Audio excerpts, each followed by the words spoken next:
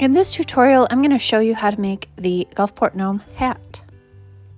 Using our pre-cut triangle piece of fabric, we're going to make sure that it's face down, and then go ahead and put a little strip of hot glue on the bottom rim of your triangle.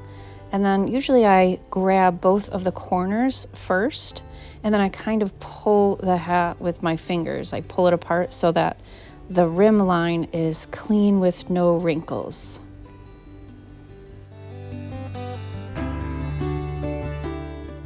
Then go ahead and flip your fabric so it's face up, and then on one edge of the triangle, about a third of the way, take some glue and then fold your triangle over in half and adhere that, just a small little strip, and then do the second third of the way up, leaving a third at the top open with no glue. So don't go too close to the top.